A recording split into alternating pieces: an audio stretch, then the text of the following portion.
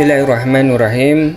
Assalamualaikum warahmatullahi wabarakatuh. Para pendengar yang saya hormati, marilah kita lanjutkan kajian kita berkaitan dengan karakteristik kurikulum 2013. Sebagaimana kita tahu bahwa peralihan dari kurikulum tingkat satuan pendidikan tahun 2006 ke kurikulum 2013 ini dalam rangka penyempurnaan penyesuaian kurikulum yang ada di Indonesia. Tentunya ketika kurikulum itu ditetapkan pasti akan memiliki karakteristik yang berbeda dengan kurikulum-kurikulum sebelumnya. Adapun kurikulum 2013 memiliki karakteristik yang pertama mengembangkan keseimbangan antara pengembangan sifat spiritual dan sosial, rasa ingin tahu, kreativitas, kerjasama dengan kemampuan intelektual yang psikomotorik. Jadi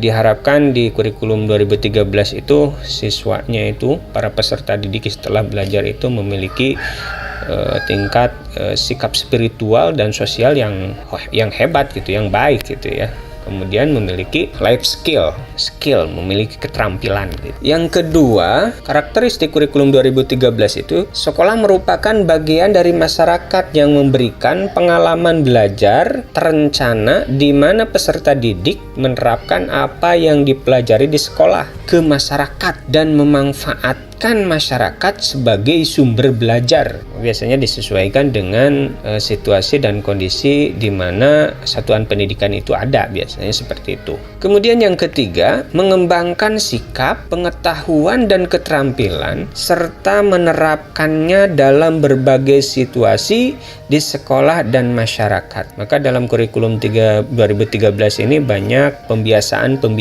yang dilaksanakan di sekolah dengan harapan si peserta didik itu menjadi terbiasa berbuat sesuatu hal yang baik sehingga bisa dibawa ketika dia di masyarakat atau di rumahnya. Yang keempat, memberikan waktu yang cukup leluasa untuk mengembangkan berbagai sikap, pengetahuan dan keterampilan. Memberikan waktu yang cukup leluasa. Sistem pembelajarannya pun jadi pembelajaran berpusat kepada peserta didik ya, di mana guru dalam hal ini hanya sebagai motivator, pembimbing. Jadi si peserta didik menggali ya, bukan diberi ya, bukan hanya diberi. Yang kelima, kompetensi yang dinyatakan dalam bentuk kompetensi inti kelas yang dirinci lebih lanjut dalam kompetensi dasar mata pelajaran ya. Jadi kompetensinya kalau di dalam KTSP itu kan standar kompetensi ya. Kalau misalkan di dalam kurikulum 2013 itu istilahnya kompetensi inti terdiri dari 4 ya: sikap sosial, spiritual, sosial, kemudian pengetahuan dan psikomotor gitu ya, keterampilan. Kemudian yang keenam, kompetensi inti kelas menjadi unsur pengorganisasi kompetensi dasar di mana semua kompetensi dasar dan proses pembelajaran dikembangkan untuk mencapai kompetensi yang dinyatakan dalam kompetensi inti. Maksudnya bahwa kompetensi inti yang ada di kompetensi inti itu nanti dicapai melalui kompetensi dasar. Kompetensi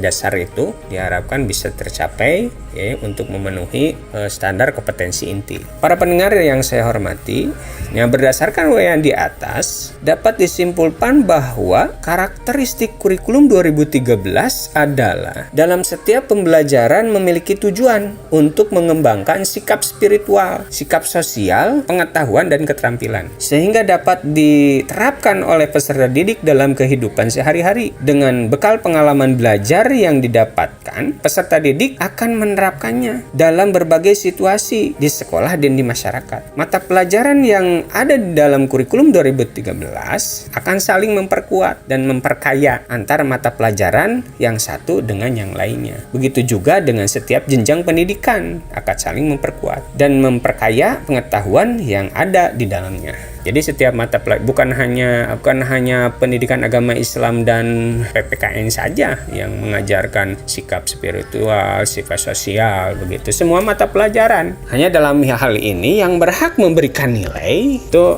adalah Yang punya kewajiban memberikan nilai adalah guru PAI, sikap spiritual sosialnya, kemudian PKN ya. Yang lainnya memberikan informasi-informasi. Tetapi ketika pembelajaran, semua mata pelajaran itu harus menyampaikan sikap-sikap itu. Para pendengar dan para mahasiswa, demikianlah pertemuan kita hari ini, kajian kita hari ini. Mudah-mudahan ada manfaatnya. Assalamualaikum warahmatullahi wabarakatuh.